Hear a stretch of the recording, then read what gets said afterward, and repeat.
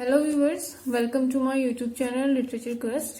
तो दोस्तों, आज की इस वीडियो में हम पढ़ेंगे पीबी शेली, पर्सी बायसी शेली, जो कि हमारे रोमांटिक एज के सेकंड जनरेशन पोएट हैं एंड एग्जाम के पॉइंट ऑफ व्यू से काफी इम्पोर्टेंट हैं। इनसे क्वेश्चन काफी बार पूछा जाता है और होपफुली आने वाले एग्जाम्स में भी इनसे एक क्वेश्चन तो जरूर पूछा जाएगा। तो हम आज डिस्कस करेंगे इनकी बायोग्राफी एंड इनके कुछ इम्पोर्टेंट वर्क्स को। तो चलिए शुरू करते हैं आज का वीडियो। कभी कभी इनका फुल फॉर्म भी पूछ लेता है। फुल फॉर्म मींस पीबी शेली, पर्सी बायसी शेली या फिर पर्सी बिश शेली। एंड इनके लाइफ स्पेन की बात करें तो 1792 से 1822, 30 ईयर्स का इनका लाइफ स्पेन था। एंड हेरोल्ड ब्लूम ने इनके बारे में कहा था, a super craftsman, a lyric poet without rival. And father थे इनके टिमोथी शेली, जो कि मेंबर ऑफ पार्लियामेंट भी थे। एंड पीबी शेली की एजुकेशन की बात करें तो 1804 में ये एटॉन कॉलेज में जाते हैं, लेकिन वहां पे इनका एक्सपीरियंस कुछ उतना अच्छा नहीं रहता है और वहां पे इनके साथ रैगिंग से रिलेटेड कुछ चीजें होती हैं एंड ये उसका बहुत ज्यादा विरोध करते हैं, रैगिंग का। तो जब इनके साथ इस टाइप की चीजें होती हैं तो ये काफी एग्रेसिव वे में रिस्पॉन्स करते हैं। तो इस वजह से इनको एक निक नेम दिया जाता है एटॉन कॉलेज में, और वो निक नेम होता है मैड शेली। और जो भी इनके साथ इंसिडेंट होते हैं रैगिंग से रिलेटेड, वो सारे उनको एक नाम दिया जाता है शेली बेट्स करके।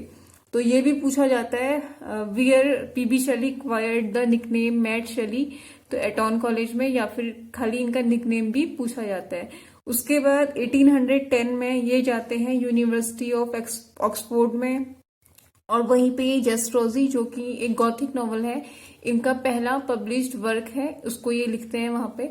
और ऑक्सफोर्ड कॉलेज में क्या होता है, इनकी मुलाकात होती है थॉमस जेफरसन से, और ये दोनों एक पैम्फलेट लिखते हैं, द नेसेसिटी ऑफ एथीज्म, 1811 में। तो ये जो पैम्फलेट होता है ये पब्लिश तो एनोनिमसली होता है, बिना नेम के, लेकिन फिर भी पता लग जाता है कि ये इन दोनों ने ही लिखा था। और इसको लिखने की वजह से इन दोनों को ऑक्सफोर्ड यूनिवर्सिटी से निकाल दिया जाता है।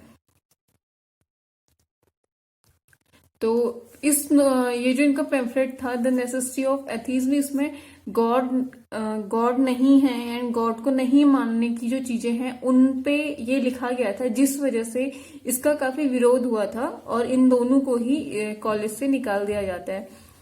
उसके बाद 1811 में ये शादी करते हैं हैरियट वेस्टब्रुक से, जो कि इनकी पहली वाइफ होती हैं, हैरियट वेस्टब्रुक। एंड जो हैरियट वेस्टब्रुक की सिस्टर होती हैं एलिजा वेस्टब्रुक, एलिजा वेस्टब्रुक की ही एक फ्रेंड होती हैं एलिजा हिचर, जो कि स्कूल में होती हैं। एंड इनको PB Shelley my second self और सिस्टर ऑफ माई सोल भी कहते हैं। और इनके पहले मेजर पोएम है Queen Mab, published in 1813। And Mary Godwin second wife हैं पीबी शेली की। एंड ये जो मैरी गॉडविन है ये बेटी है विलियम गॉडविन एंड मैरी वॉलस्टोनक्राफ्ट की। विलियम गॉडविन जिन्होंने पोलिटिकल जस्टिस लिखा था, एंड मैरी वॉलस्टोनक्राफ्ट ये एक फेमिनिस्ट हैं, और इन्होंने क्या लिखा था, इन्होंने फेमिनिस्ट फिलोसफी का पॉसिबली पहला वर्क माना जाता है, a vindication of the rights of women. ये इन्होंने लिखा था, एक फेमिनिस्ट फिलोसफी है, ये मैरी वॉलस्टोनक्राफ्ट ने लिखी थी। और उसके बाद मैरी शेली जो है ये भी राइटर थी, और इन्होंने एक वर्क लिखा था 1818 में पब्लिश हुआ था, और वो वर्क है फ्रैंकस्टीन और द मॉडर्न प्रोमेथेस। ये मैरी शेली ने लिखा था। तो पहली वाइफ है इनकी Harriet Westbrook, second wife Mary Shelley. William Godwin के लिए पूछ लेता है, तो मैरी शेली जो है विलियम गॉडविन की बेटी है। तो ये सारी चीजें इनकी पर्सनल लाइफ थी। और उसके बाद एक और है Lord Byron and John Keats, ले हंट, ये इनके काफी अच्छे फ्रेंड्स थे, तो थोड़ा बहुत इनके बारे में भी जानना जरूरी है। तो उसके बाद 1816 में ये लॉर्ड बायरन से मिलते हैं। ये मैरी शेली भी इनके साथ में होती है जब ये लॉर्ड बायरन से मिलते हैं लेक जेनेवा में। तो ये लोग क्या करते हैं, लेक जेनेवा में एक ट्रिप साथ में घूमते हैं, और उसी से इन्फ्लुएंस्ड होकर शेली लिखते हैं hymn to the intellectual beauty and Mont Blanc. और शेली के बारे में लॉर्ड बायरन ने लिखा है कि the most gentle, the most amiable and least worldly minded people I ever met. तो ये भी पूछा जाता है कि who says this line for PB Shelley, या फिर ये पूछ लेता है कि ये लाइनें किसके लिए कही गई हैं बायरन ने। तो ये क्वेश्चंस हैं, छोटे छोटे पॉइंट्स हैं जो एग्जाम्स में पूछे जा सकते हैं। उसके बाद हम बात करते हैं ले हंट की। एसेइस्ट हैं, पोएट हैं, क्रिटिक हैं, ये भी काफी अच्छे फ्रेंड थे पीबी शेली के। इनकी एक वीकली मैगजीन थी द एग्जामिनर। तो इस वीकली मैगजीन के ऑथर ले हंट, इन्होंने ही इस मैगजीन के थ्रू इंट्रोड्यूस किया था जॉन कीट्स को और शेली को। और शेली ये चाहते थे कि द लिबरल, जो कि एक मैगजीन स्टार्ट करना चाहते थे शेली, बायरन एंड हंट के साथ, इन तीनों ने मिलकर ये मैगजीन जो है स्टार्ट भी की थी। बट कुछ टाइम के बाद कीट्स की एंड शेली की बहुत जल्दी डेथ हो जाती है, जिस वजह से ये जो मैगजीन है ये ज्यादा रन नहीं कर पाई और बहुत शॉर्ट टाइम पे ये जो मैगजीन है द लिबरल ये क्लोज हो जाती है। लेकिन अगर एग्जाम्स में पूछा जाता है कि इन तीनों की कोलैबोरेटिव मैगजीन कौन सी, जो the liberal and the examiner जो है वो ले हंट की थी, इसी में इन्होंने इंट्रोड्यूस किया था कीट्स और शेली को। नेक्स्ट है थॉमस लव पिकॉक, ये भी इनके फ्रेंड थे। 4 एजेस ऑफ पोएट्री इन्होंने लिखी थी 1820 में। एंड जो डिफेंस ऑफ पोएट्री है पीबी शेली की, ये इन्होंने एज अ रिस्पॉन्स लिखी थी थॉमस लव पिकॉक का वर्क जो है 4 एजेस ऑफ पोएट्री के रिस्पॉन्स में। तो क्वेश्चन पूछा जाता है कि defence of poetry is written as a response of which work, तो वहां पे हमारा आंसर होगा 4 एजेस ऑफ पोएट्री। एंड ये डिफेंस ऑफ पोएट्री ये पब्लिश हुई थी एनोनिमस पोस्ट्यूमसली, इनकी डेथ के बाद, कीट्स की डेथ के बाद ये पब्लिश हुई थी 1840 में। और थोड़ा सा पीबी शेली के बारे में और जानते हैं। इनके कुछ प्रिंसिपल्स थे, 3 प्रिंसिपल्स थे इनके। एक था स्ट्रिक्ट वेजिटेरियन, ये स्ट्रिक्ट वेजिटेरियन हो गए थे, जिसके लिए इन्होंने कुछ वर्क भी लिखा था, जिसको आजकल वेगन डाइट बोला जाता है, उस तरीके का कुछ अपना लिया था इन्होंने। एंड पॉलिटिकल रेडिकलिज्म, जो फ्रेंच रिवॉल्यूशन के लिबर्टी, इक्वलिटी, फ्रेटर्निटी जो ये थे, इससे काफी इन्फ्लुएंस थे PB Shelley. And free love, free love यानी कि ये फ्री लव में बिलीव करते थे। ये कोई मतलब इनका मानना ये था कि शादी का या इसका कोई भी बंधन नहीं होना चाहिए, लव बिल्कुल फ्री होना चाहिए। तो इस तरीके के ये प्रिंसिपल्स पे बिलीव करते थे। एंड इनकी डेथ की बात करें तो ये भी क्वेश्चन पूछा जाता है कि कैसे इनकी डेथ हुई। तो यही माना जाता है कि इनकी डेथ जो है वो ड्रॉनिंग से हुई थी, यानी कि डूबने के कारण हुई थी। डॉन जुएन नाम की बोट थी जो इसमें ये आ रहे थे, एंड इनकी डेथ हुई थी रोम में। ठीक है। आफ्टर मीटिंग बायरन एंड ले हंट, बायरन एंड ले हंट से ये मिलके आ रहे थे। किस सिलसिले में मिलके आ रहे थे? द लिबरल जो कि मैगजीन थी इनकी, उसके बारे में डिस्कस करने के लिए गए थे और इनसे ये मिलके आ रहे थे। तो वापस आते टाइम डूबने की वजह से इनकी डेथ हो जाती है। तो ये काफी सारे क्वेश्चन बनते हैं कि ये किससे मिलके आ रहे थे एंड कहाँ पे इनकी डेथ होती है, किस वजह से होती है, और उस बोट का नाम क्या था? उस बोट का नाम था डॉन जुएन। एंड ग्रेव की बात करें तो इनकी ग्रेव पे कुछ लाइंस हैं जो कि विलियम शेक्सपियर का जो प्ले था द टेम्पेस्ट, उसमें जो एरियल था, एरियल का जो सॉन्ग है, उस सॉन्ग की कुछ 4 लाइंस जो हैं वो इनकी ग्रेव में लिखी गई हैं, जो है nothing of him rich and strong, इस तरीके से। और दूसरा इनकी उसमें लिखा गया है कॉर कॉरिडम हार्ट ऑफ हार्ट्स। तो ये चीजें इनकी ग्रेव में लिखी गई हैं, ये भी पूछी जा सकती हैं। एंड एक चीज और इनके बारे में बोली जाती है कि जो इनका हार्ट है वो जला नहीं था काफी टाइम के बाद भी। तो जो इनकी वाइफ थी मैरी, उनको इनका हार्ट दे दिया जाता है। इस तरह की चीजें भी इनके बारे में बोली गई हैं। तो ये तो थी इनकी पर्सनल लाइफ, उनसे रिलेटेड कुछ पॉइंट्स जो हमारे एग्जाम में इम्पोर्टेंट हैं। अब हम बात करते हैं पीबी शेली के वर्क्स के बारे में, जो भी इनके इम्पोर्टेंट एंड नोन वर्क्स हैं। तो सबसे पहले जेस्ट्रोजी अ रोमांस, ये प्रोज वर्क है, 1810 में पब्लिश हुआ था। पहला प्रोज वर्क है पीबी शेली का, गॉथिक नॉवल है। गॉथिक नॉवल मीन्स होता है भूतिया नॉवल, जिसमें घोस्ट से रिलेटेड एलिमेंट्स हो, उसको हम गॉथिक नॉवल कहते हैं। प्ले, एक चीज और ध्यान रखना, जेस्ट्रोजी अ रोमांस, ठीक है, Zastrozzi a romance written by PB Shelley. लेकिन play Zastrozzi the master of discipline, अगर ये आता है तो ये आपका लिखा है GF वॉकर ने। तो अगर ओनली जेस्ट्रोजी और रोमांस तो पीबी शेली, या फिर जेस्ट्रोजी प्ले की बात की जाती है तो GF वॉकर। एंड इसका एपिग्राफ लिया गया है जॉन मिल्टन की पैराडाइज लॉस्ट से।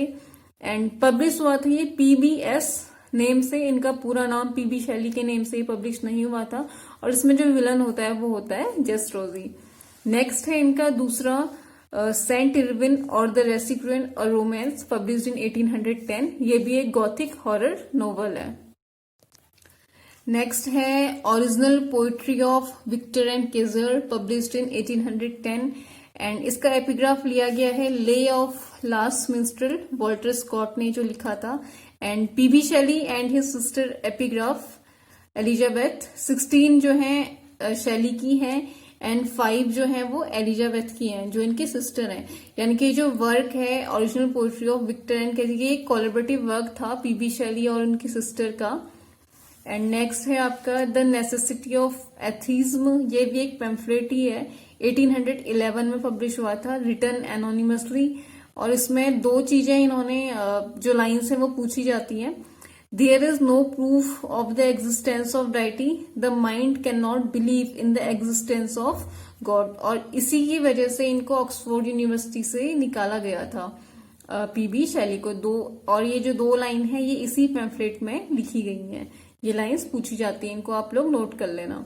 नेक्स्ट है the devil's walk a ballad in 1812। तो ऐसा भी आता है कि द डेविल्स वॉक, सिर्फ इतना आपको ऑप्शन दे देगा कि ये क्या है, एक बैलेड है, एपिक है, लिरिक है या फिर ड्रामा है, कुछ भी इस तरीके का ऑप्शन आपको दे सकता है। तो ये इरेगुलर बैलेड स्टेंजा है 49 लाइंस का, और 7 स्टेंजा की पोयम है, यानी कि एक स्टेंजा में 7 लाइंस है, टोटल ये 49 लाइन की पोयम है। और ये सैटारिकल अटैक है ब्रिटिश गवर्नमेंट पे। नेक्स्ट है आपका क्वीन मैब, एक फिलोसॉफिकल पोयम है, published in 1803 and in 9 cantos में पब्लिश हुई थी विद 17 नोट्स। कैंटोज मीन्स जैसे बोलते हैं ना भाग, सेक्शंस 1, 2, 3, 4, तो इस तरीके से 9 कैंटोज में ये पब्लिश हुई थी। ये पहला लार्ज पोलिटिकल वर्क है पीबी शैली का। और 1816 में इसका रिवाइज्ड एडिशन भी आया था under the title the demon of the world. तो ये क्वेश्चन भी आता है कि रिवाइज्ड एडिशन क्वीन मैप का कब आया था और उसका टाइटल क्या था, एंड कितने कैंटोज हैं इसमें, किस ईयर ये पब्लिश हुआ था, ये सारी चीजें पूछी जा सकती हैं। फिर सीधे सीधे ये पूछ लेगा कि पहला वर्क कौन सा है पीबी शैली का, इस तरीके से, which is a philosophical poem written by PB Shelley. Next है आपका एलास्टर और the spirit of solitude, written in 1815 and published in 1816। Subtitle of this poem spirit of solitude. इसमें जो पोएट्स की इमेजिनेशन है एविल जीनियस पे, उसका जिक्र इसमें किया गया है, ब्लैंक वर्स में लिखी गई है और इसको एक विजनरी पोएम के फॉर्म में भी देखा जाता है। एंड जो इसका टाइटल है ये सजेस्ट किसने किया था, ये सजेस्ट किया था थॉमस द पीकॉक ने। एंड एक ऑटोबायोग्राफिकल पोएम है। इंपोर्टेंट क्वेश्चन यहाँ से बनता है कि 2-3 ऑप्शन दे देंगे आपको, क्वीन मैप या ओ टू स्काईलार्क, कुछ भी। एंड क्वेश्चन ये पूछ लेगा कि which of the following is the autobiographical work of PB Shelley, then our answer will be Alastor. And who suggest the title, Thomas Love. And which poem of P.B. Shelley considered as a visionary poem, then our answer will be Alastor. And Spirit of Solitude is the subtitle of Alastor. या फिर ऐसे पूछ देगा कि Alastor is the subtitle of which poem, तो Spirit of Solitude। ये कुछ questions हैं जो छोटे छोटे पॉइंट्स काफी इंपोर्टेंट होते हैं। नेक्स्ट है आपका Mont Blanc, written in 1816 and published in 1807। ये एक ओड है, शैली के ने लिखी है और ये 5 स्टेंजास में है। एंड इसका जो दूसरा नाम है वो lines written in the vale of Chamouni भी इसका एक नाम है। और ये एक रिस्पॉन्स है वर्ड्सवर्थ की जो पोएम है टिंटन एबे, उसके रिस्पॉन्स के फॉर्म में भी इस पोएम को देखा जाता है। इस पोएम में ह्यूमन की इमेजिनेशन और जो उसका पावर है ह्यूमनिज्म, उसका कंपैरिजन इसमें किया है। नेक्स्ट है the revolt of Islam, published in 1818, एक एपिक पॉलिटिकल पोएम है, रिटन लिखी गई थी 1817 में एंड पब्लिश हुई थी 1818 में। तो अगर क्वेश्चन आता है कि which is the political poem written by PB Shelley, then our answer will be the revolt of Islam, composed in Spenserian stanza, 12 cantos में ये पब्लिश हुई थी। नेक्स्ट है आपका Prometheus unbound, written in 1820, published in 1820। Combination of the lyric and the drama, 4 act में ये combination है lyric और ड्रामा का, 4 एक्ट लिरिकल ड्रामा हम इसको कह सकते हैं। स्टोरी ऑफ प्रोमेथिस है। नेक्स्ट है आपका द सेंसी, 1819 में पब्लिश हुआ था। ये एक प्ले है। एंड कैसा प्ले है? 5 एक्ट प्ले है, अ वर्स ट्रेजेडी है, and it was dedicated to Leigh Hunt. तो इससे देखो कितने क्वेश्चन बनते हैं। एक क्वेश्चन तो सीधे बड़ा सीधा सा बनता है, the Cenci is a play, mask, ode, lyric, कुछ भी पूछ देगा तो हमारा आंसर होगा Cenci is a play. Which kind of play? A verse tragedy. In how many acts? 5 act play. The Cenci is dedicated to whom? The Cenci is dedicated to Leigh Hunt. Next है आपका the mask of anarchy, published in written in 1819, published in 1832। A poem of political protest. Which poem of PB Shelley is a poem of political protest? The mask of anarchy. Next है Peter Bell the third. अब कुछ लोग कहेंगे कि Peter bell तो Wordsworth की है, बिल्कुल वर्ड्सवर्थ की है, बट ये क्या है? Peter Bell the third. Only Peter Bell अगर है तो वो वर्ड्सवर्थ की ही है। A satirical poem, parody of Wordsworth poem, same title. And second Peter Bell किसने पब्लिश की थी? जॉन कीट्स के एक फ्रेंड थे, J.H. रिनॉल्ड्स, उन्होंने Peter Bell the second publish की थी। नेक्स्ट है आपका most important, ode to the west wind. काफी इंपोर्टेंट पोएम है। ये बहुत ही एक रिमार्केबल ओड है, लिरिक है पीबी शैली की, written in 1819, published in 1820। Written in Cascine wood near Florence, Italy में ये लिखी गई थी। एंड ये टेरेजा राइमा में लिखी गई है। इसमें 5 सेक्शंस हैं।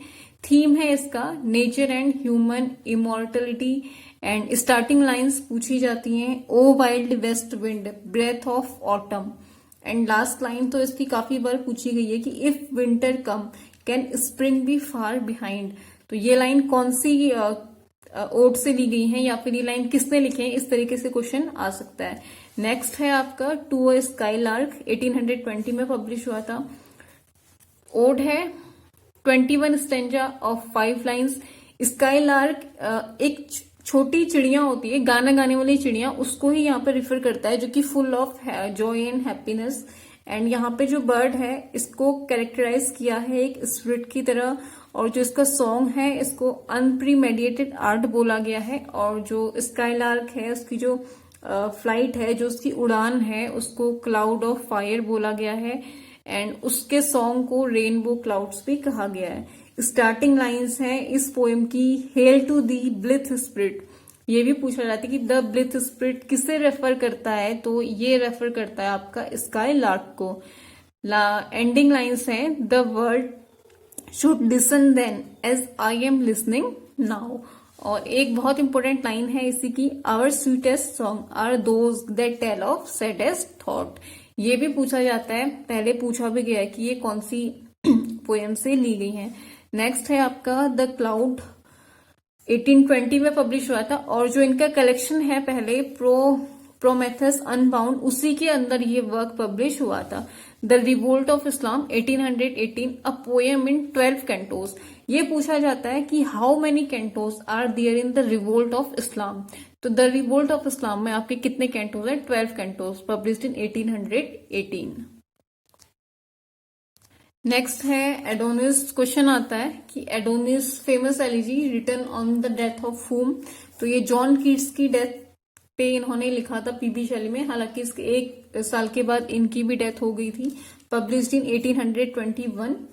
एंड नेक्स्ट है द ट्रिम्फ ऑफ लाइफ, ये अनफिनिश्ड वर्क है पीबी शैली का, 1824 पोस्ट्यूमसली ये पब्लिश हुआ था।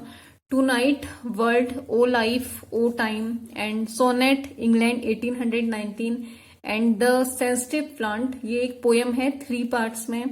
एंड कुछ प्रोज वर्क भी इन्होंने लिखे थे। द डिफेंस ऑफ पोएट्री लिखा गया था 1821 में एंड पब्लिश हुआ था 1840 में। और द डिफेंस ऑफ पोएट्री में ही इन्होंने एक लाइन बोली थी, poets are unacknowledged legislators of the world. Defence of poetry की ये लाइन है, काफी इंपोर्टेंट लाइंस है, ये काफी बार पूछी जाती कि ये लाइन कहाँ से ली गई है और ये लाइन किसने बोली है। तो पीबी शैली की ये लाइन है, अ डिफेंस ऑफ पोएट्री में इन्होंने ये कहा था। नेक्स्ट है आपका a philosophical view of reform, ये एक पॉलिटिकल ऐसे है। नेक्स्ट एक और प्ले है इनका, 2 एक्ट प्ले है, ओडिपस ट्रेनेमस। एंड नेक्स्ट द एसेसियंस, ये एक अनफिनिश्ड नोवेला है bye PB Shelley. And a vindication of natural diet 1813, जो मैंने आपको इनके प्रिंसिपल्स बताए थे उसमें जो एक प्रिंसिपल था इनका वेजिटेरियन वाला, प्योर ये वेजिटेरियन बन गए, तो उसी से इन्फ्लुएंस होके इन्होंने अपना ये ऐसे लिखा था, अ विंडिकेशन ऑफ नेचुरल डाइट। और ऑन फ्रैंकेनस्टीन, ये एक रिव्यू था 1818 में जो नोवेल लिखी थी मैरी शेली ने। फ्रैंकेनस्टीन टाइटल था उस नोवेल का, तो उस नोवेल पे रिव्यू दिया था पीबी शैली ने। और उसके बाद इन्होंने कुछ, मैरी शेली जो इनकी वाइफ थी उनके साथ कोलेब्रेशन में भी कुछ वर्क्स लिखे थे, जैसे कि history of a 6-week tour published in 1817 and Proserpine 1820 में पब्लिश हुआ था, एंड मिडास इन 1820। और एक लाइन और है, मैथ्यू आर्नोल्ड ने बोली थी पीबी शैली के लिए कि पीबी शैली जो है, an ineffectual angel beating in the void, his luminous wings in vain. तो ये लाइन भी पूछी जाती है कि ये लाइन किसने बोली थी और किसके लिए बोली थी मैथ्यू आर्नोल्ड ने। और ये वाली लाइन तो मैं आपको बता चुकी हूँ कि poet are unacknowledged legislature of the world, defence of poetry में इन्होंने ये लाइन बोली थी। तो ये कुछ इंपोर्टेंट वर्क्स हैं एंड कुछ पॉइंट्स हैं पीबी शैली से रिलेटेड जो एग्जाम के पॉइंट ऑफ व्यू से काफी ज्यादा इंपॉर्टेंट है। अक्सर इनसे ही क्वेश्चन बनते हैं, कभी कभी ऊपर से भी क्वेश्चन बन जाते हैं, अंदर से भी काफी बार एग्जाम में जो है वो क्वेश्चंस पूछता है। तो आज के लिए बस इतना ही। Thank you for watching and best of luck for your exams.